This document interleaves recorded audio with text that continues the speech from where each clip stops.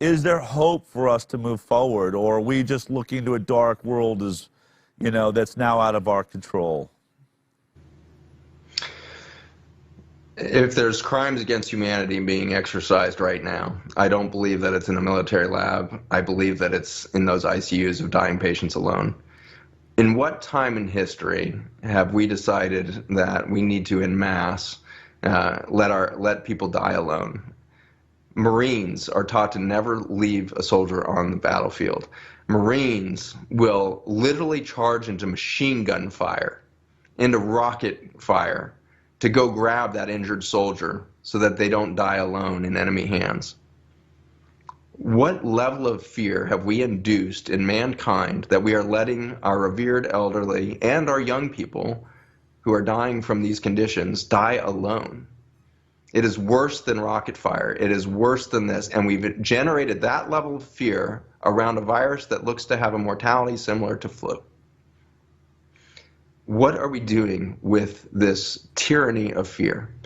We are tearing apart the very fabric of what it means to be human.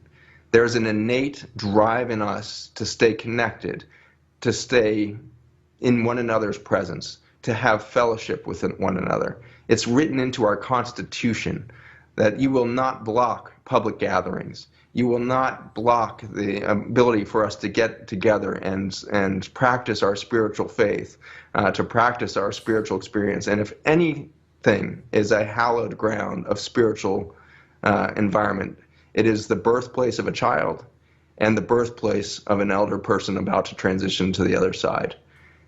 There are two births that happen to humankind, and the first, of course, must be extraordinary. If we could remember it all, how amazing would it have been? When you are in the womb of your mother, you can hear sounds muffled, and you can hear the voice of your family members. You can hear the bark of a dog. You can hear the closing of a door. It's muffled, but you can hear it.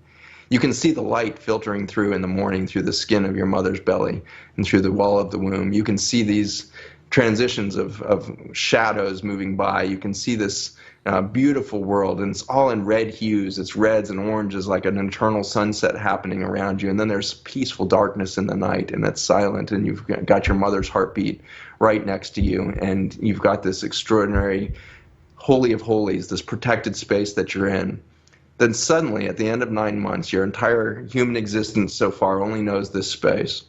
You have this catastrophic event where intense pressure is put on you, and you're being covered in microbes as you go down this, and your immune system has never seen this. Your whole body has never seen this whole body of life that's coating you, and you're in this transit of dark tunnel and compression. Your heart rate is 180 and pushing 250 at moments because you are in this intense physiologic pressure state, and you think you are dying.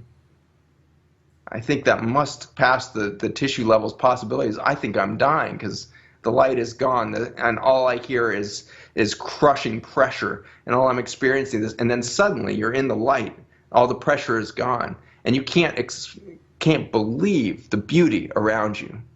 The face of your mother is mind-boggling. There's 1,000 colors in just the iris of her eye that's looking in your face. And you're staring at that for a second, and then there's this like halo of light and color from this explosion of filaments out of your mother's head that we call hair, and it's creating these rainbows of color. And so all you can do is stare above your mother's hair and look at that for a while. And then suddenly there's this extraordinary, scene as it unfolds of greens and blues and your first sunset. You can't believe how beautiful the world is. And then we go through a forgetting of the magic that we are alive right now. And we forget that we are in an exquisite miracle of beauty every day. And we are dumbed down to an existence of drywall box with no microbiome diversity into an off-gassing plastic car that off-gasses cyanide and micro toxins into the environment. And we show up in an office building in carpeted cubicles that off-gas carcinogens all day long, and then we go to a grocery store and pick up a bunch of food that was treated with carcinogens before it was harvested, and then we go home and we sit around blue light devices that reset our and screw up our circadian rhythms, and we get depressed and we get disconnected. And then we go through this extraordinary event and suddenly there's darkness in an ICU, and your eyesight is failing, and you're starting to see things through the glass darkly again, and you see shadows, and you see this, and there's an intense sense of pressure as your body starts to collapse in on itself. You can't breathe, your heart rate's failing, everything's starting to go, and then you go into this dark tunnel. You can hear voices perhaps, and you have this overwhelming sense of biology is being crushed into oblivion right now. And then you come out the other side, and it's more beautiful and more bright than you could have ever imagined. And then suddenly that doctor resuscitates you and pulls you back into the body. And you tell that doctor, it's so much prettier on the other side. I'm ready to go. I'm ready to rebirth. I just found out that I'm fully accepted on the other side. I'm a beautiful creature of light energy, and I am excited to be there. The danger that we have right now is not a virus. The danger that we have right now is that we have sterilized ourselves from death. We have created sterility around the death moment, which is ultimately our reason we're here. We are here for a transformative experience where we find out we are not biologic, we are spiritual beings. We are light beings. We are spiritual beings trapped in a biologic shell for a moment. And we have learned to fear all of that. And for that, we are missing the beauty of life. We are missing the beauty of the face of our lovers, of the face of our children. We are missing the beauty of one another. And we are letting each other die alone out of fear of some genetic material that floats through the air and has since the beginning of time. We have the wrong story going on. And it is not a conspiracy theory. It is not some government laboratory. It is the human emotion of fear. And we are afraid of our own death, which is our rebirth.